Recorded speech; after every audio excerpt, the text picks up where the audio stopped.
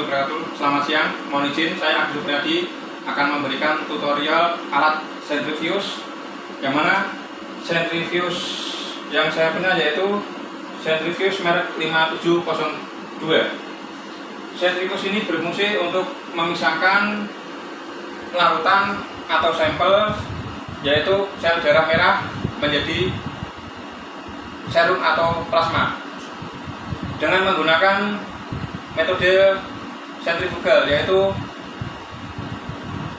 menggunakan pergerakan motor yang pergerakannya sangat keras, yang mana akan memperoleh endapan. Kemudian dari spesifikasi alat ini terdiri dari rotor, kemudian timer, kemudian rangkaian speed, kemudian dilengkapi dengan tube. Di sini saya akan menjelaskan rotor.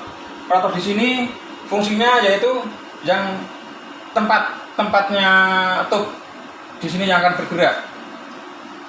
Kemudian tempatnya sel darah merah itu akan disimpan di dalam tabung tube. Kemudian penempatannya harus bersilang, jadi tidak boleh berhadapan. Kalau misalkan tube-nya penuh, boleh saling berhadapan. Kemudian cara penggunaannya, sel darah merah kita masukkan, kemudian kita posisikan harus rata, tidak boleh goyang. Kemudian kita tutup yang rapat. Sebelumnya kabel power dari PLN kita hubungkan masuk ke power supply. Setelah power supply bekerja, unit indikatornya powernya akan menyala, yaitu menyala warna hijau. Kemudian cara penggunaannya, timer kita set misalkan 28, kemudian speednya kita kasih 43. Nah, kemudian kita jalankan, kita akan tekan tombol short.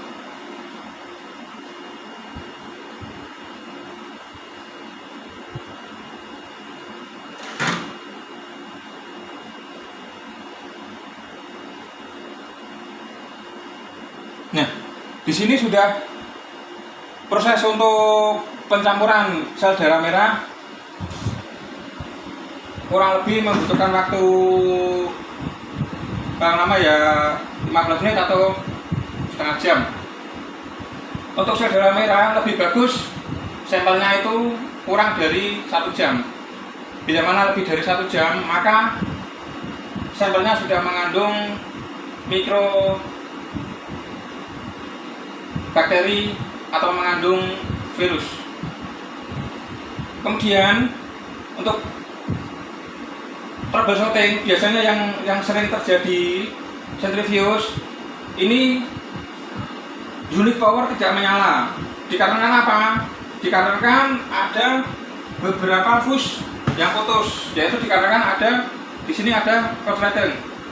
Nah, bagaimana cara mengatasinya? Cara mengatasinya yaitu unit kita analisa, kemudian kita lihat kerusakannya, kita urutkan dari kabel power, tegangan ada, fuse putus atau tidak. Kalau misalkan putus, coba kita sambungkan dulu. Setelah disambungkan, kemudian kita analisa lagi, kita cek, kita jalankan. Misalkan setelah kita jalankan, ternyata di beban power supply normal. Kemudian kita cek kembali, kita jalankan lagi supaya user menggunakan. Misalkan masih trouble, kita analisa lagi pada motor. Motor di sini menggunakan motor AC untuk perputarannya itu. Kemudian misalkan dipastikan motor sudah rusak, kita harus usahakan perbaiki, yaitu dengan penggantian dinamo baru atau kita bekelkan, yaitu di teknisi yang ahli dalam dinamo. Kemudian untuk troubleshooting yang selanjutnya biasanya itu ada pada engsel. Nah, di engsel ini ada dua bagian, kanan dan kiri. Ini kita usahakan mantenin setiap seminggu 2 kali kita ini kasih pelumas supaya pintu ini bisa menutup dengan rapat. Nah, kemudian setelah selesai proses sentrifuge, pintu akan membuka sendiri. Serum kita akan cek. Nah, di sini biasanya ini kan saudara merah. Nah, nanti yang sudah selesai itu biasanya dia akan membedakan 2 warna. Di bawah untuk endapan, yang plasmanya, yang atas yang serum. Nah, setelah antara plasma dan serum selesai, kita masukkan ke kim analyzer. Untuk parameternya nanti dari bagian tim analis yang akan mendiagnosa lebih lanjut. Kemudian untuk sistem kalibrasi,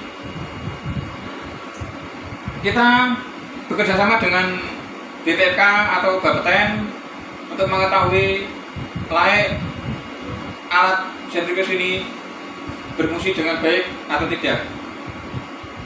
Kemudian setelah pemakaian, kita usahakan ini harus posisi kebuka. Fungsinya apa? Fungsinya untuk menghindari pengembunan di dalam tabung dan rotor supaya tidak terjadi korosi. Biasanya kalau korosi, motor akan sering macet dan terganggu. Yang mana pada saat mesin dijalankan itu terjadi pelambatan.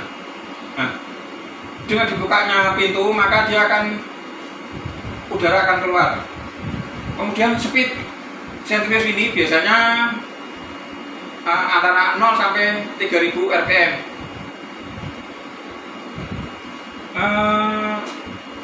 Harapan saya,